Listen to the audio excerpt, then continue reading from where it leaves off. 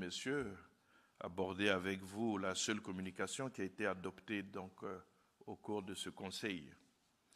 Cette communication est au titre du ministère du Plan et du Développement, en liaison donc avec tous les ministères concernés.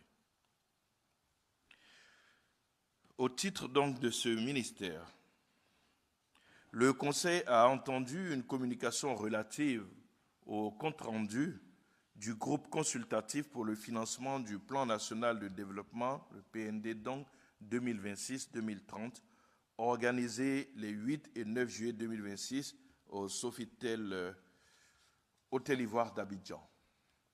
Cette rencontre, tenue sous la haute autorité du président de la République et la présence effective de Monsieur le vice-président de la République, a enregistré plus de 3600 participants issus de 49 pays, comprenant des autorités de haut rang, des principales institutions financières internationales, des banques multilatérales de développement, des fonds d'investissement, des investisseurs privés, ainsi que des partenaires techniques et financiers. Ces assises ont permis non seulement de renforcer la compréhension des priorités du PND 2026-2030, mais également de mettre en valeur le potentiel économique, le savoir-faire et les capacités d'innovation de notre pays. Les travaux ont été marqués par l'ampleur des engagements financiers annoncés par les partenaires au développement. Ces annonces d'un montant global de 80 milliards de dollars US, soit 47,820 milliards de francs CFA, représente environ 4 fois l'objectif de mobilisation de 2,3 milliards de dollars américains, dépassant ainsi largement les attentes du groupe consultatif.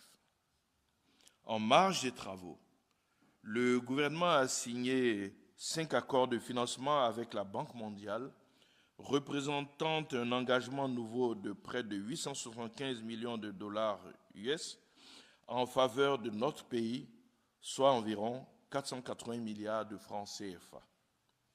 Ces accords couvrent les domaines essentiels que sont le développement communautaire, l'investissement privé, l'emploi, la gestion des ressources publiques et le développement des compétences.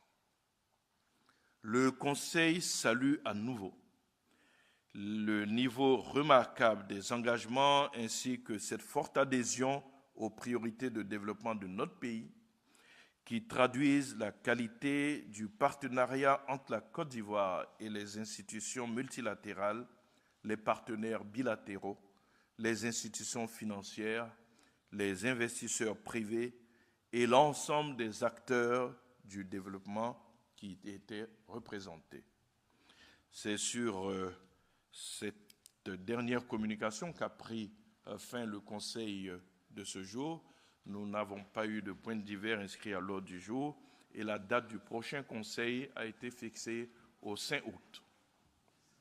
Je vous remercie pour votre attention et je me tiens à votre disposition pour les éventuelles questions sur le Conseil dans un premier temps. Vous connaissez la pratique, elle est traditionnelle maintenant. Et puis, dans un second temps, s'il y en avait quelques préoccupations hors Conseil, notamment d'actualité, qu'il vous plaira d'aborder.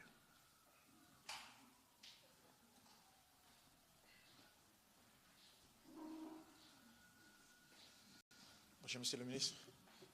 Kamaluddin Tagba de l'agence de presse Bloomberg. Vous avez fini votre point de presse avec la communication plutôt du ministre du Développement.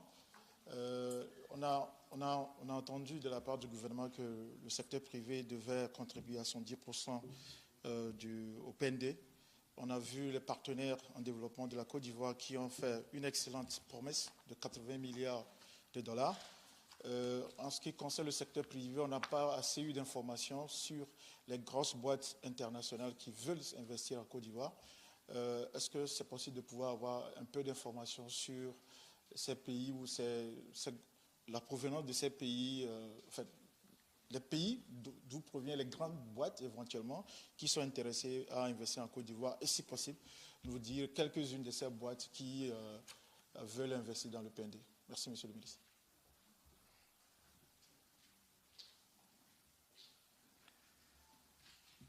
Merci. Je vous indiquais qu'on avait 49 pays qui étaient présents. Lors de la deuxième phase de ce groupe consultatif, puisque la première phase a été consacrée aux institutionnels, nous avons eu les annonces que nous avons eues. Et la deuxième phase, c'était essentiellement le secteur privé. Et le secteur privé est intéressé donc par certains grands chantiers que vous connaissez, notamment le TGV, qui est un des grands chantiers qui va mobiliser donc le secteur privé. Vous avez aussi l'aéroport, vous avez le port. Donc, certaines grosses entreprises donc, se sont intéressées à ces différents projets, ces projets, je dirais, structurels. Donc, cela va se sentir à mesure donc, de la matérialisation de leur engagement. Vous savez que c'est juste le début des discussions. Après, il faut voir les différentes formes que vont prendre les financements de ces projets, soit en PPP que nous encourageons véritablement, mais il y a tout un processus de discussion qui va s'engager à partir de maintenant. C'est comme pour les annonces qui ont été faites. Les annonces ont été faites, mais il y a un suivi qui va se faire pour qu'on ait la matérialité de ces annonces-là. Donc, effectivement, de grandes entreprises se sont positionnées sur ces grands projets infrastructuraux. Et donc, nous attendons que les discussions aboutissent pour arriver à la matérialisation de ces annonces qui ont été faites. Mais quand vous prenez le PND, vous voyez les grands projets qui sont inscrits donc dans ce PND.